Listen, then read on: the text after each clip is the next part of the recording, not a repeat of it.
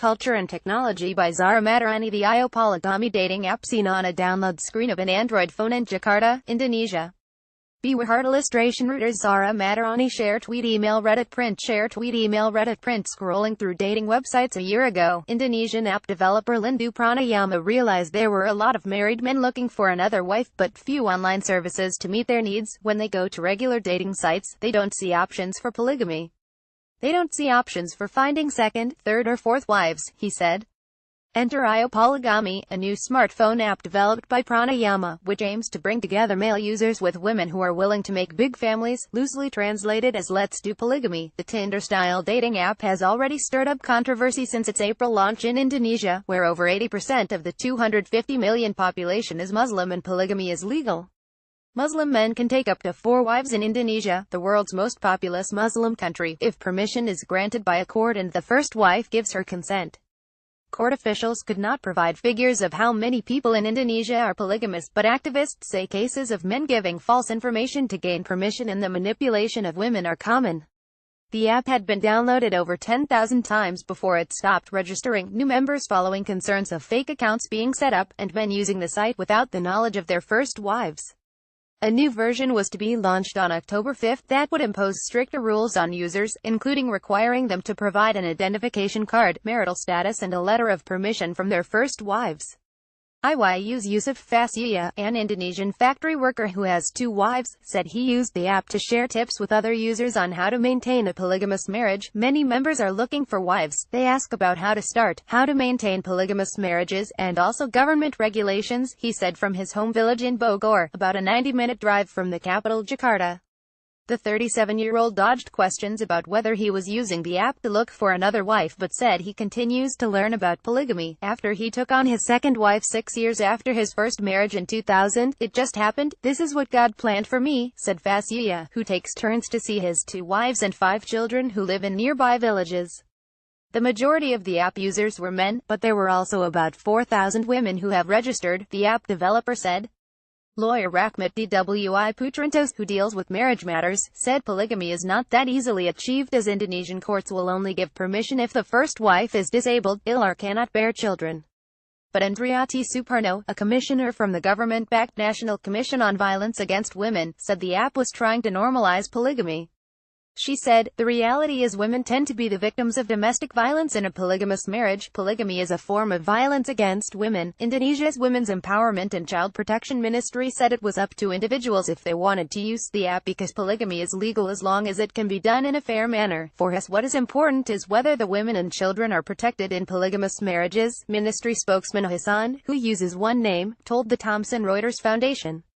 User Fasiya said he would continue to refer to the app to learn how to juggle his 2 families. "Me and my wives, we are committed to showing people that polygamy is not as scary as they think," he said. "We're trying to make it work." This article first appeared on Thomson Reuters Foundation News.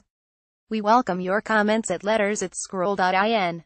Indonesia Technology Polygamy dating app sponsored content by published September 7, 2017 03:15 p.m. Shutterstock. Share tweet email Reddit print. Share tweet email Reddit print. The journey from courtship to marriage, cultural superstitions bordering on absurdity and the symbolic fight for a personal toilet. While each of these can be made into separate stories, in this instance they combine to form the plotline of one of the biggest Bollywood releases of 2017, Toilet: A Love Story.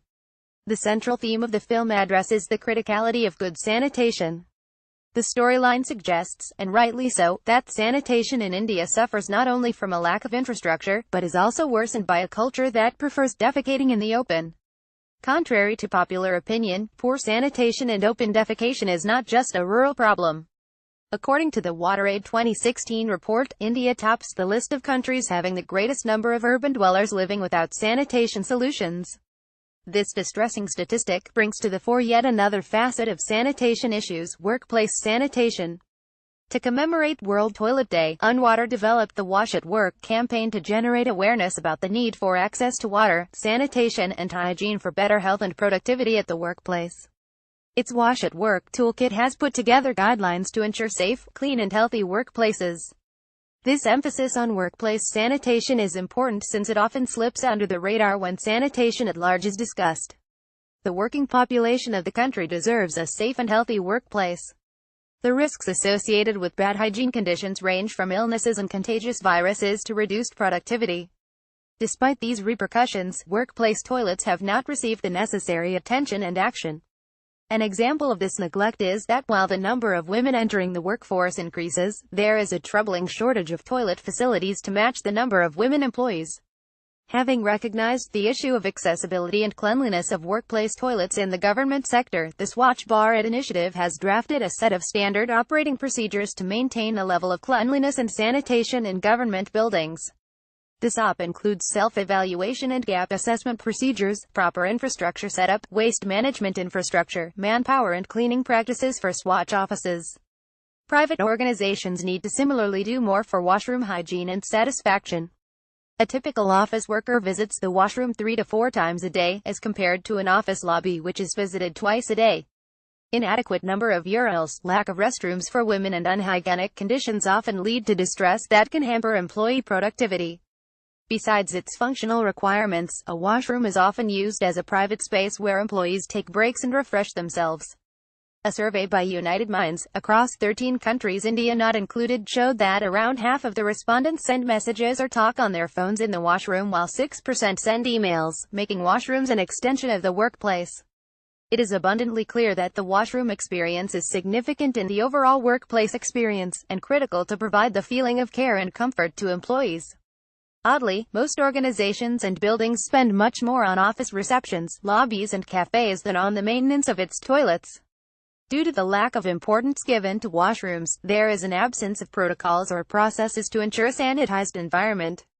A newly developed program by Kimberly-Clark Professional named CHESS provides facility managers tools to develop long-term washroom solutions for exceptional employee experience. Its implementation would help get a quick understanding of the state of washrooms and deduce how they stack up against optimal standards. The CHESS program is built on 5 pillars: cleanliness, hygiene, efficiency, sustainability and satisfaction that assist facility managers to effectively identify specific areas for improvement. CHESS is yet another endeavor by Kimberly-Clark Professional to make workplaces healthier, safer and more productive.